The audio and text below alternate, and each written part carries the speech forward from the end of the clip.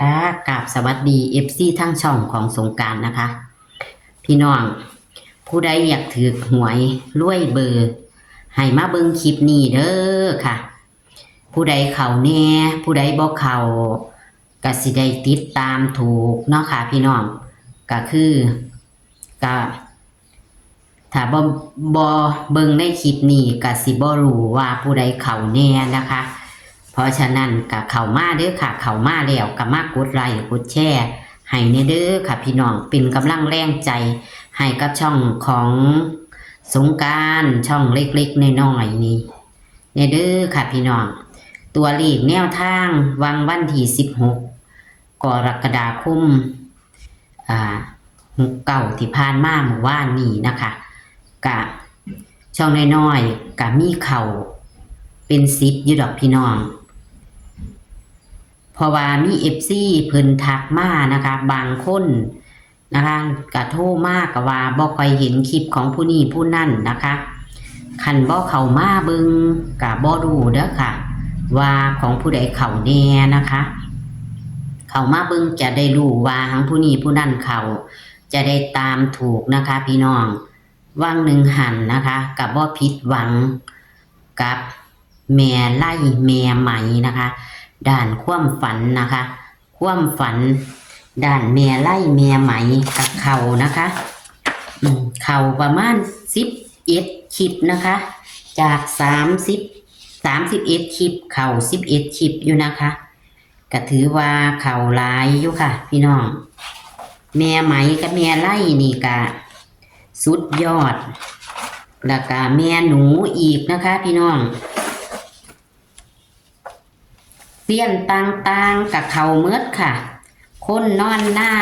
พอบ่ประสงค์ออกน้ำคุณย่ายปุ้นกับบ่ผิดหวังค่ะพี่น้องแม่หนูกับเขาทั้ง2คลิปเลยพอสอกับเขาเดี๋ยวเด้อค่ะหลังจากบ่เขามาหลายงวดนะคะหลังจากบ่เขามาหลายงวดกับมาเขาแล้วนะคะเสี้ยนผาสุกเสี้ยนไส้ว่านเลขล่างอย่างเดียวบ่ผิดหวังอีหลีพี่น้องเอ้ยล่างอย่างเดียวบ่ผิดหวังเสียดายแต่ว่าแอดนะบ่ตามพี่น้องแอดก็มาตามบัตรมือสุดท้ายแอดมาเอาน้ำเพิ่นนะคะแต่ก็บ่ได้ว่าเพิ่นดอกเฮาก็บ่รู้ว่ามันจะแม่นตัวใดมันเป็นน้ำดวงน้ำสิ้นของเฮาเองเนาะพี่น้องมันบ่ได้ต้องไปโทษเพิ่นดอกดวงสมพงษ์กันกะจังใดเนาะมึงแน่ล่างอย่างเดียวนี่เอามาตะโดนแม่พี่น้องมึงแน่ล่างอย่างเดียวมาตะกอนหมู่น่ะจนลืมเป็นแนวนี้ต้องซื้อไว้ก่อนเด้อพี่น้องซื้อไว้ก่อนเนาะคันเฮามาซื้อที่หลังเฮาเลขตัวนั้นเลขตัวนี้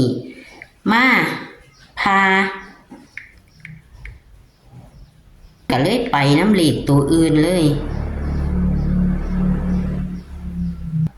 นี่ราคาได้มาเผลอพี่น้องมันเป็นน้ำดวงน้ำสิ้นเฮาแน่ล่ะวะเนาะเป็นน้ำดวงน้ำสิ้นเฮาเบิ่งแน่เพิ่นบอกว่าล่างอย่างเดียวไม่ต้องกลับก็บ่ต้องกลับเลยพี่น้องเบิ่งแน่เข้าตรงๆเลย71แม่พี่น้องเห็นบ่ค่ะอย่าเผลออย่าพลาดเด้อพี่น้องรอค่ะพิมพ์รอค่ะล่างอย่างเดียวเข้าค่ะล่างอย่างเดียวเข้า71ตรงๆมันค่ะเสี้ยนผาสุกนะคะกับครูไห่บ่หลายหางก็เข้า71ค่ะพี่น้อง71ตรงๆเลยค่ะ71ตร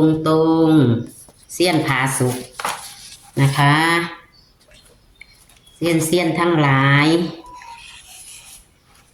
ที่ให้แนวทางตำล่าวก็เอามาเหมือดเด้อค่ะลาของพอบ่ประสงค์ออกน้ำพี่น้องเบิ่ง71ก็ตรงๆค่ะ71ตรง71ตรงๆเลยวิ่ง7วิ่ง6กับ7 เจ็ดกับมาพี่น้องเจ็ดกับมาเจ็ดหนึ่งค่ะหลวงพ่อบ่ประสงค์ออกน้ำกับบ่ผิดหวังคนนอนหน้าอีกพี่น้องคนนอนหน้าอีกกอดข้อกันมาทั้งบนทั้งล่างเลยแต่จับคู่เพิ่นบ่เข่านะคะกอดข้อกันมาทั้งบนทั้งล่างไปทั้งเจ็ดหนึ่งมาทั้งหนึ่งสี่นะคะไปทั้งเจ็ดหนึ่งมาทั้งหนึ่งสี่พี่น้องเอ้ยเรียกออก214ก็เลยเอาล่อเด้อค่ะล่อพิมพ์ล่อค่ะสุดยอดค่ะนี่ผู้คนก็บ่ค่อยเห็นนี่ค่ะพี่น้องพอมิ้นชัยภูมิเด้อเข้ามาตลอดพี่น้องเอ้ยเบิ่งยาถิ่นยาป่าเพิ่นเด้อพอมิ้นชัยภูมิเบิ่งค่ะ71ค่ะ71ตรงๆอีกแล้วงวดก้อนกับเข้ามาตลอดงวดก้อนกับเก่าหาพี่น้องเอ้ยพอมิ้นชัยภูมิก็เลยของพศเข้าตัวกลับค่ะพี่น้องคลิปแรกของพศเข้า41บัดได้แท้เพิ่นฝันดีนำเลขเพิ่นกับเข้าตะตองงวดเด้อค่ะเข้าตัวกลับให้41ออก14นะคะแม่หนูที่เพิ่นฝันตะตองงวดฝันว่าขนเอาเนื้อแม่พี่น้องใส่เรือหุงใส่รถนะแม่พ่อสอเพิ่น14ตรงเลยเห็นบ่พี่น้องบัดได้แท้ฝันดีค่ะแม่หนูออกพ่อสอนี่ล่ะค่ะฝันดีผู้ลังคนก็จับเข้าพ่อสอกับอายุนะคะแม่หนูพ่อสอ14ตรงเลยค่ะแม่หนูนี่เขาทั้ง2คลิปเด้อค่ะแต่ว่าเฮาบ่ได้ตัดให้คลิปโค้งสุดท้ายของแม่หนูให้164แม่ค่ะเฮาตัดให้เจ้า64 14ก็อยู่ในนี่นะคะ14ก็อยู่ในนี่แม่หนูก็สุดยอดค่ะตัดลิ้นก็จะได้14นะคะแม่หนูเขา2คลิปค่ะคุณยายปุณพี่น้องตีเลข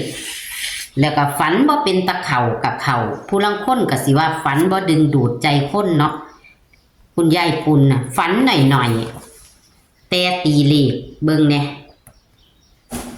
ตีเลข14เข้าตรงๆแม่พี่น้องเพิ่นตี149ก็เลยตัดให้เพิ่นตีเลข3ตัวมันหลายหางมันก็เลยเป็นหลายหางพี่น้องแต่เกี่ยววนกันแล้วก็เป็นเลขกลับกันซื่อ14ค่ะพี่น้องเข้าตรงๆคุณยายปุ่นก็เลยฝันบ่เป็นตะเข่ากับเข่านะคะนี่บานี้นางเอกของช่องทั้ง2คนเลยฝันประกอบกันเลยพี่น้องแม่ไหมเบิ่งแน่ได้เลข41มาซื้อไว้แต่โดนมาฝันดีเบิ่งแม่ไหมพี่น้องตัดลิ้นมันก็จะเป็น14นะคะเบิ่งเลขบ้านสัมบ่นำฝันว่าคนมาสัมบ่นำฝันว่าคนมาเฮ็ดอีหยังตำศาสตร์อยู่เฮียนเลขบ้าน14พี่น้องเข้าคักเข้าแน่แม่ไหมเอาบัดได้แท้ฝันดีคักๆเลขเพิ่นอยู่แต่ที่แรกเลยเพิ่นให้นี่ค่ะอันนี้เป็นโค้งสุดท้ายแล้วค่ะมั่นใจโค้งสุดท้ายเพิ่นมั่นใจครับ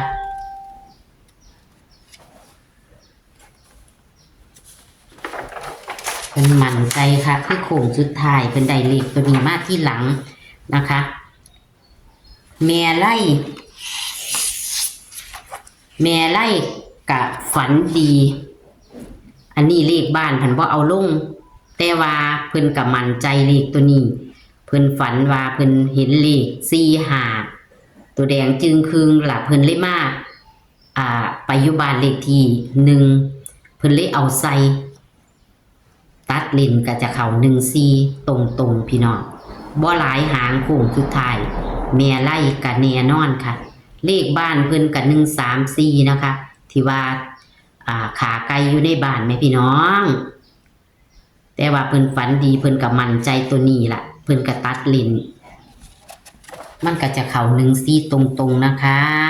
ของแม่ไล่ก็เลยค่ะนี่ล่ะค่ะมี31ชิปเข้า11ชิปก็จะมานำเสนอตาคลิปที่มันเข่าเนาะค่ะคลิปบ่เข่าเฮาก็ตามคือเก่านะคะแต่ว่าพี่น้องหลีกล่างอย่างเดียวนี่แน่นอนค่ะของเซียนใจว่านเพิ่นหลีกล่างอย่างเดียวนะคะเอารอติดตามค่ะพี่น้องพอแม่ทั้งหลายที่เข่าก็มีแค่นี้นะคะแต่ผู้บ่เข่าก็อย่าเผลออย่าพลาดนะคะมันอาจจะเข่าอีกงวดนี้ก็ได้เอาคลิปนี้ก็มาสรุปตัวเลขผู้ที่เข่าให้ฟังนะคะเพื่อพี่น้องจะได้เห็นคลิปเพิ่นจะได้ติดตามเพิ่นถือนะคะพี่น้องคลิปนี้ก็ฝากไว้ซ้ำนี้ขอรอนะคะรอมื้ออื่นก็จะออกไปหาเพิ่นเพียงว่ามื้อนี้เพิ่นจะบ่ทันได้ฝันนะคะคลิปนี้ก็ฝากไว้ซ้ำนี้ค่ะโชคๆมันๆค่ะสวัสดีค่ะ